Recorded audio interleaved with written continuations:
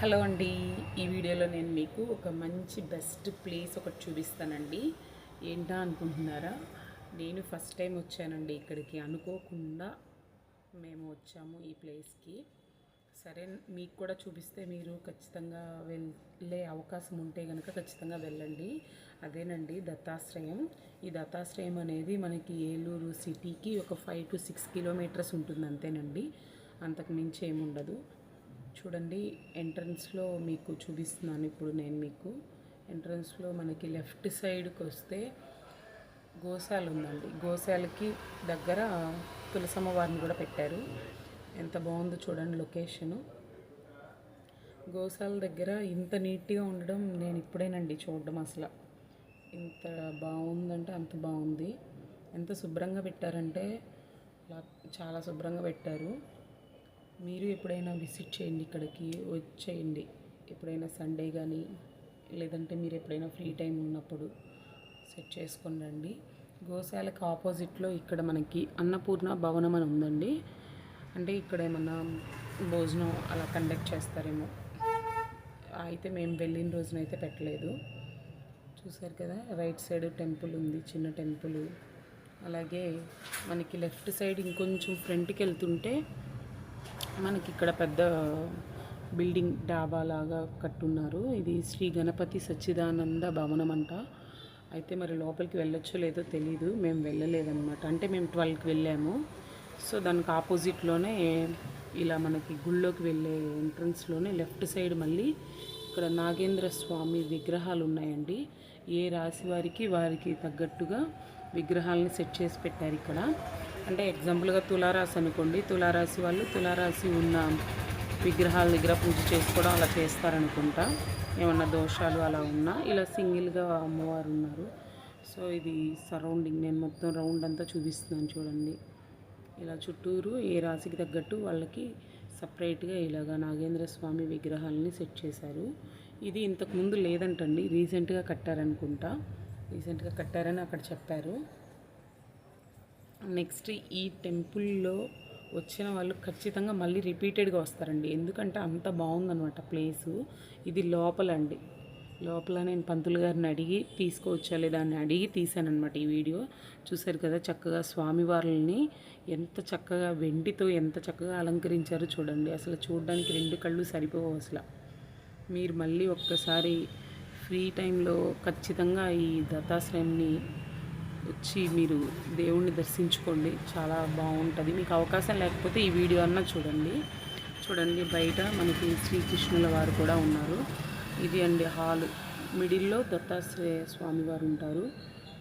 First ఏమో వినాయక స్వామివారు ఉంటారు, అవతల పక్కేమో శ్రీకృష్ణుల వారు ఉంటారు. ఇది ఆ హాల్ మొత్తం ఇలా ఉంటుందండి, స్వామివారి సన్నిధి ఇదంతా కూడా. ఇదిగోండి మా నైబర్స్ వీళ్ళు, వాళ్ళని తీసుకొని వచ్చాం అనమాట. చాలా హ్యాపీగా ఫీల్ అయ్యాం. ఇక్కడికి వచ్చిన తర్వాత లొకేషన్ అనేది చాలా బాగుంది. మెయిన్ దానివల్ల రావడం మా అదృష్టం అనే ఫీలింగ్ వచ్చిందన్నమాట. ఇదిగోండి చూడండి శ్రీకృష్ణుల వారు. ఈవిడ మా మమ్మీనండి.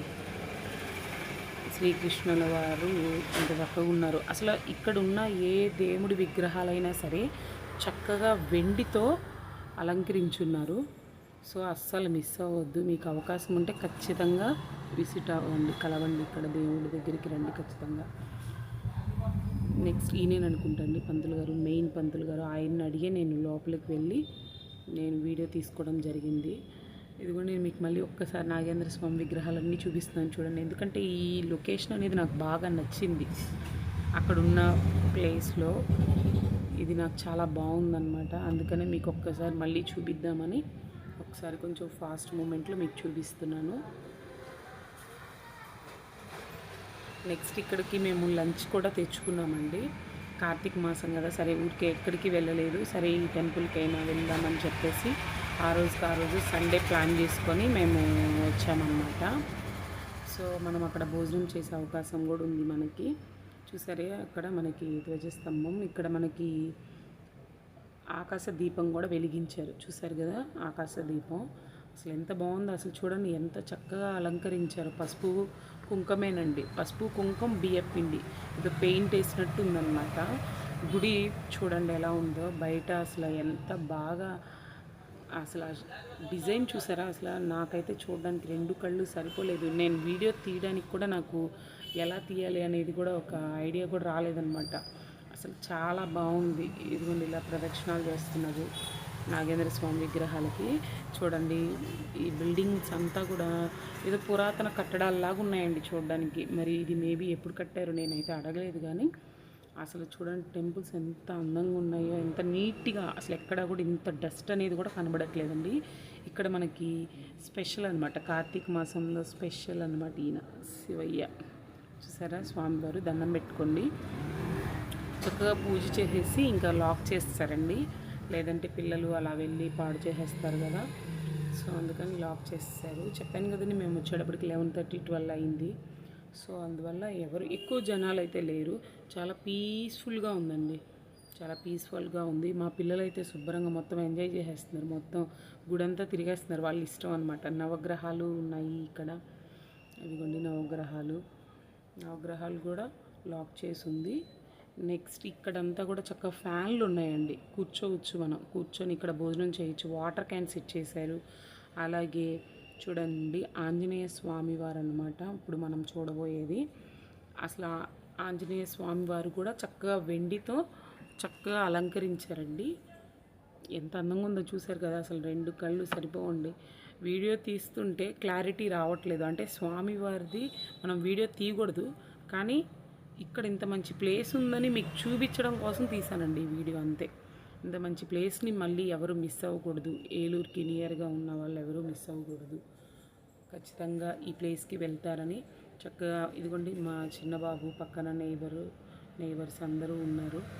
ఇదిగోండి ఇది ఇంకొక గుడి అనమాట. ఆ గుడికి బ్యాక్ సైడ్ చూడండి ఇక్కడ ఒక అమ్మవారు ఉన్నారు. అలాగే ఇంకొంచెం వెనక్కి అలా వెళ్తూ ఉంటే ఇక్కడ మనకి ఇంకొక అమ్మవారు కూడా ఉన్నారు. ఎవరంటే సరస్వతీదేవి గారు, ఆ అమ్మవారు కూడా ఉన్నారు. అసలు ఎంత బాగున్నాయండి, ఎంత నీట్గా పెట్టారంటే అసలు చాలా బాగున్నాయండి. వెనకాల కూడా నాగేంద్ర స్వామి విగ్రహాలు ఉన్నాయన్నమాట. ఇక్కడంతా కూడా పూజలు చేస్తారనుకుంటా మార్నింగ్ అలాగా.